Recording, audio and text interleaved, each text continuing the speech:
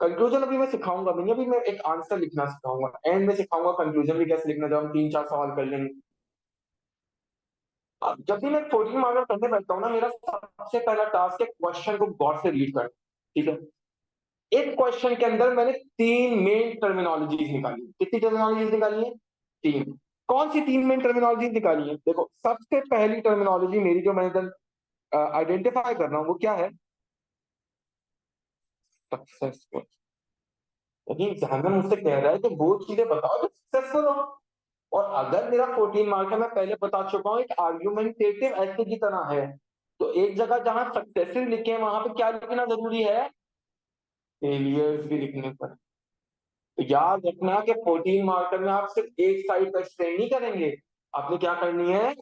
दूसरी साइड भी एक्सप्लेन करनी है। जहां बात कर रहा हूं सक्सेस की, वहां क्या बात करूंगा? फेलियर्स की। दूसरा इंपॉर्टेंट पॉइंट, किसके अटेम्प्ट्स की बात कर रहे हैं? ब्रिटिश अटेम्प्ट्स की बात कर रहे हैं, जहां पर ब्रिटिश ने कब्जा करने की कोशिश करी। इंडियंस के रेजिस्टेंस की बात नहीं कर रहे। किसकी बात कर रहे हैं? ब्रिटिश के कैप्चर करने की। कि ब्रिटिश ने ऐसी कौन कौन सी कोशिशें की कि जिसकी वजह से वो लैंड को कैप्चर कर सके। यानी किसकी बात करूंगा? British attempt. Third and important आपके पास टर्मिनोलॉजी इधर है, आपकी डेट्स। यानी कि मुझे एग्जाम ने रिस्ट्रिक्ट कर दिया है, उसने मेरी टाइमलाइन को छोटा कर दिया है। यानी मैं इस टाइमलाइन से बाहर नहीं जा सकता।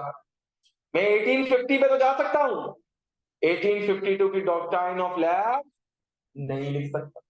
हालांकि वो भी एक अच्छी अटेम्प्ट थी ना ब्रिटिश की, लैंड को ग्रैब करने की, लेकिन उसको उधर नहीं लिख सकता। क्यों नहीं लिख सकता? क्योंकि वो मेरी टाइमलाइन में मौजूद नहीं है। तो आप अपने पास इस क्वेश्चन के साथ लिखेंगे कि भाई ये मेरी टाइमलाइन है, फिर आप लिखेंगे ओनली राइट अबाउट होम, बिल्कुल राइट अबाउट ब्रिटिश। और तीसरी चीज, सक्सेसफुल के साथ क्या करूंगा? दो हिस्सों में आंसर को डिवाइड करूंगा, यानी सक्सेस भी लिखूंगा और फेलियर्स भी लिखूंगा। दोनों चीजें मेंशन करना एक्सट्रीमली इंपॉर्टेंट है। यानी सक्सेस भी मेंशन करनी है और फेलियर्स भी मेंशन करना। ठीक है।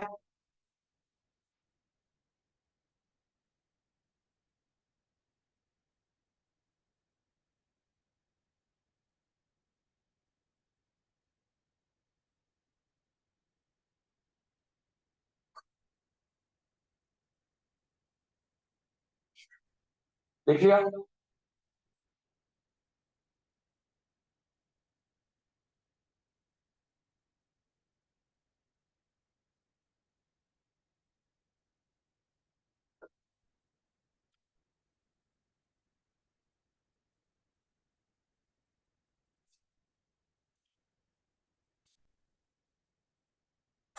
जी भाई।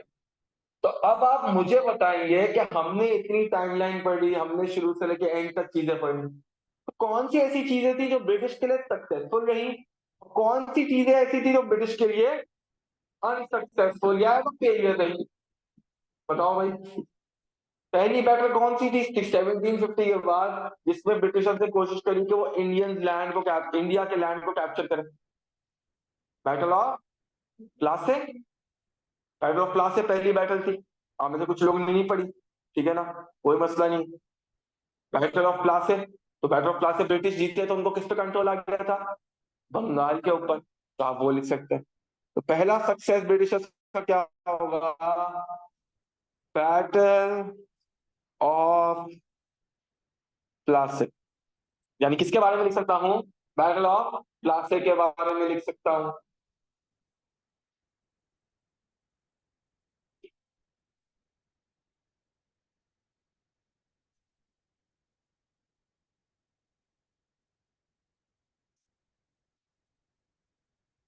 देखा?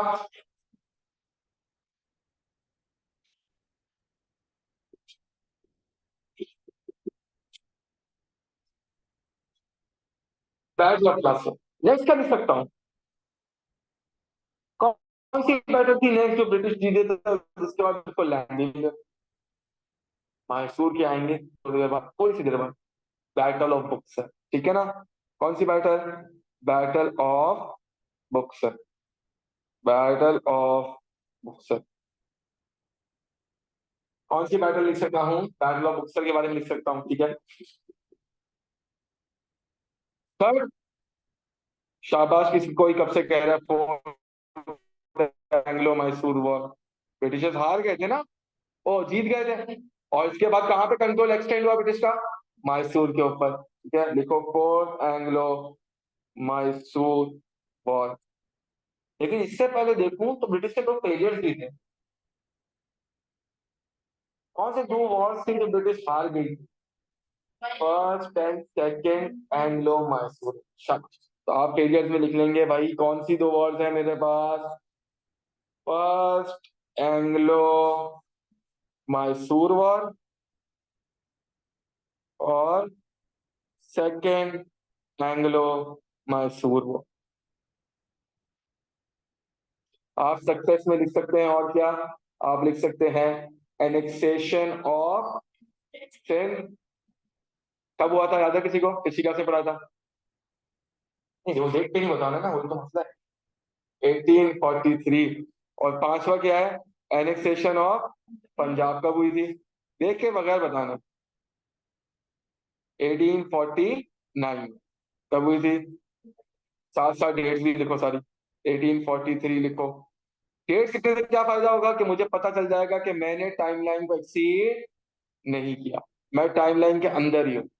1764।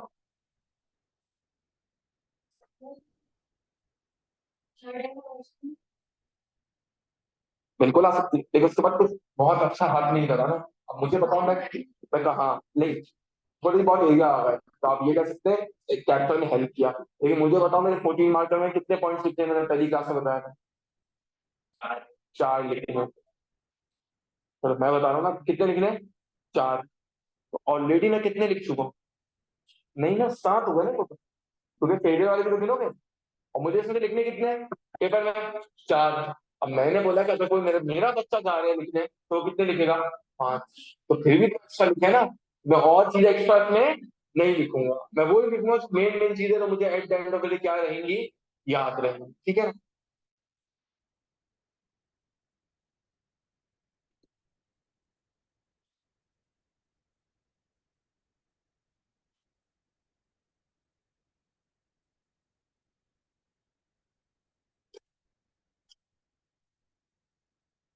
अच्छा, अब मुझे एक बात बताओ, मैंने एक जगह सक्सेस लिख ली है, एक जगह फेलियर्स लिख लिया, क्या सिर्फ एग्जामिनर को ये नाम देके पूरा हो जाएगा?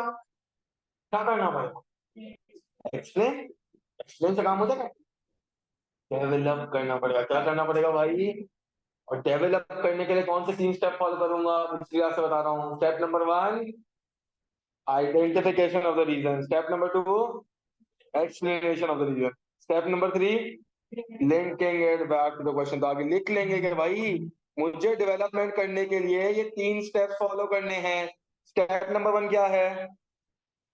आइडेंटिफिकेशन ऑफ द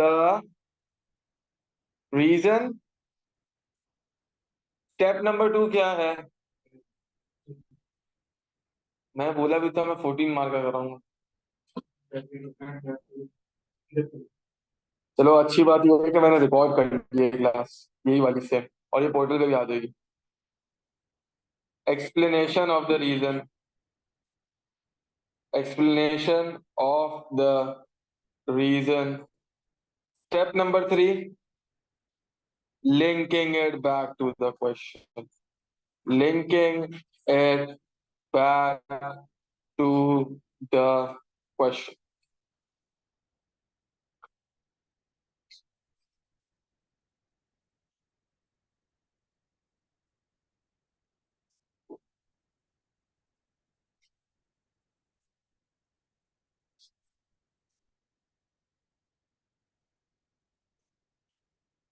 अच्छा,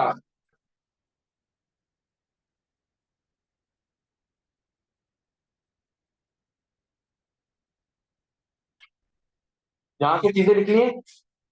अब मेरी एक बात सुनो गौर से, हम अहमद के लिए वापसी रिपीट करते हैं, बाकी सब भी थोड़ा गौर से इस चीज को सुन लेंगे ताकि उनके लिए भी आसानी हो, ठीक है ना।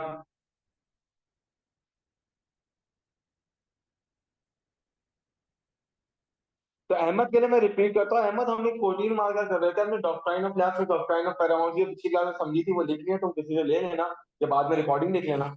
हमने एक 14 मार्कर कर रहे हैं जिसमें मैंने बोला how successful was the British attempt to take over the land in the subcontinent during the year 1750 to 1850। मैंने इसमें समझाया कि तीन की पॉइंट्स है। एक तो पहले वो बोलता है सक्सेसफुल, यानी 14 मार्क क्योंकि आर्गुमेंटेटिव ऐसे की तरह लिखते हो तो तुम दो दो चीजें क्रिएट करोगे, दो ब्रांचेस।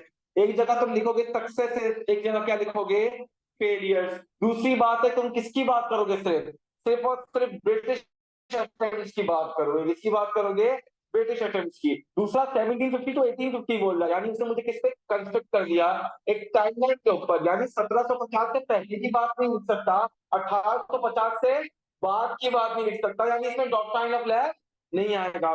फिर हमने कुछ सक्सेसेस डिस्कस करे ब्रिटिश के और कुछ क्या डिस्कस करे, फेलियर डिस्कस करे। फिर मैंने बोला कि भाई सिर्फ ये लिखने से काम नहीं होगा, आपने क्या करना होगा, डेवलप करना होगा। और डेवलपमेंट का मैंने पूरा तरीका समझा दिया कि कौन से 3 स्टेप फॉलो करने हैं डेवलप करते हुए, ठीक है ना। अब डेवलप करते हुए आपने 3 स्टेप फॉलो करने हैं। पहले आपने रीजन को आइडेंटिफाई करना है, फिर आपने रीजन को एक्सप्लेन करना है, और तीसरा क्या करना है आपने, you have to link it back to the question, यानी आपने क्वेश्चन से वापसी इसको क्या करना है, लिंक बैक करना है। यहाँ तक बात क्लियर है सबको, अंडरस्टैंडेबल है बात। अब नेक्स्ट पार्ट में मैं इधर आता हूं जहां मैं आपको ये बात समझाऊंगा कि मैं आपको खुद एक पैराग्राफ कंस्ट्रक्ट करके दूंगा। यानी अभी आपका मेन पड़ा हुआ है, आपने गौर से देखना है। फॉर एग्जाम्पल पहली चीज मैं एग्जाम में लिखने बैठा, that was battle of Plassey. पहला काम क्या है कि रीजन को क्या करूं, आइडेंटिफाई करूं। कैसे आइडेंटिफाई करूंगा, डेट दी हुई है, या मैं ये लिख सकता हूं that during the year 1750 to 1850 the first British attempt that prove to be successful was what, battle of Plassey. ये डेट भी ना लिखूं, मैं सिंपल ये लिखूं that first successful British attempt was battle of Plassey, या one of the first battle was battle of Plassey. तो मैं क्या लिख सकता हूं, देखो अब मैं अपने पूरे पैराग्राफ को 3 हिस्सों में डिवाइड करूंगा, ठीक है ना। I will use of different colours, ठीक है। तुम्हारे पास डिफरेंट कलर नहीं, तुम 1 2 3 करके लिखना, ठीक है ना। फर्स्ट स्टेप में आइडेंटिफिकेशन ऑफ द रीजन करनी है, सही है। The battle of Plassey, the battle of Plassey 1757 proved to be the first successful British attempt to take over lands in the subcontinent। यानी ब्रिटिशर्स की पहली सक्सेसफुल अटेम्प्ट क्या थी, ब्रिटिशर्स की पहली सक्सेसफुल अटेम्प्ट थी द बैटल ऑफ प्लासी। मैंने ये लिखा, मैंने ये करके क्या किया, I have successfully identified my what reason. Reason identify करने के बाद मेरा नेक्स्ट स्टेप क्या होना चाहिए, what should be my next step, explain. लेकिन क्या मुझे बहुत डिटेल में जगत सिंह, ओमनी सिंह ये सब समझाना पड़ेगा, बिल्कुल सिंपल अल्फाज में बात करूं, मैं बिल्कुल सिंपल अल्फाज में बात करूंगा, मुझे ज्यादा लंबी करने की जरूरत नहीं है। तो क्या क्या लिखना है वो आप मेरे साथ लिखें। किसके दरमियान फाइट किया गया था बैटल, बंगाल के leader Sirajuddaulah and British leader Robert Clive. तो मैं इसको अगर मैं बताना चाहता हूँ ना एग्जामिनर को कि मुझे थोड़ा बहुत इल्म है, तो मैं इस तरह स्टार्ट करूंगा that after the black hole tragedy Robert Clive decided to attack on the Nawab of Bengal Sirajuddaula. This battle is known as what, तो लिखेंगे अपने पास आफ्टर द ब्लैक होल ट्रेजेडी Robert Clive decided to attack on the Nawab of Bengal. कौन था नवाब? सिराजुद्दौला। हाँ, लेकिन अभी अभी मैं थोड़ा सा ना इसको एक्सप्लेन करता हूँ, तो मैं थोड़ा सा बताऊंगा अभी किस तरीके से, फिर सक्सेसफुल कैसे हुआ उसमें बताऊंगा मीर जाफर। ठीक है ना? नहीं नहीं नहीं, इतना लंबी नहीं करना, देखो जितना तुम लिख सको। अगर तुम्हें लगता है 15 मिनट में लिख सकता हूँ लिखो, लेकिन explanation of the reason is just telling about the pattern, उसमें जरूरी नहीं है एक्सप्लेनेशन के लिए। अगर प्रॉपर डिवेलप्ड आंसर है तो पर डिवेलप्ड आंसर तुम समझ लो तुम्हें 2 नंबर मिलेंगे। हाँ, पहले पहले डेवलपमेंट डिवेलप्ड आंसर पर 6 नंबर मिलेंगे, दूसरे डेवलप्ड आंसर पर रीजन पर 8 नंबर, तीसरे डेवलप्ड रीजन पर 10 नंबर, चौथे डेवलप्ड रीजन पर 12 नंबर, और एंड में कंक्लूजन देने के कितने नंबर है? 2 number. Conclusion with futuristic approach would earn you what? 14 marks. ठीक है ना? चलिए, Nawab Bengal Sirajuddaula, this battle is known as Battle of Plassey. It was won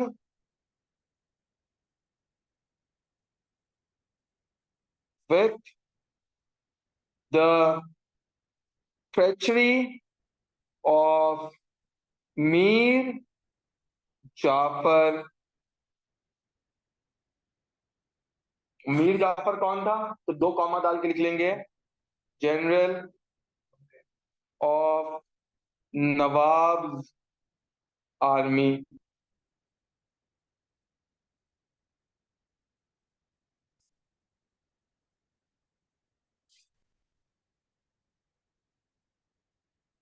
Mir Jafar son Miran killed Sirajuddaulah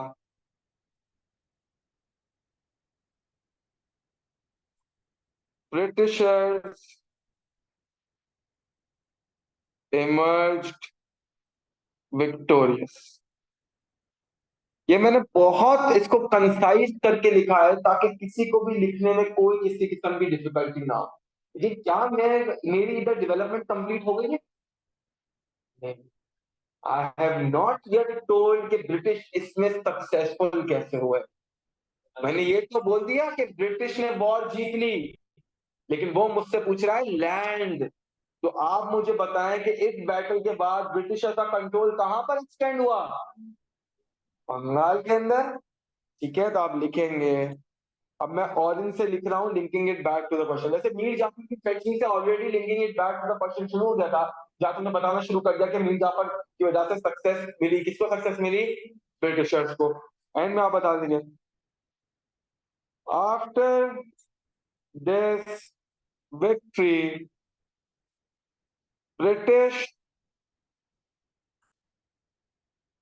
received the control of Bengal।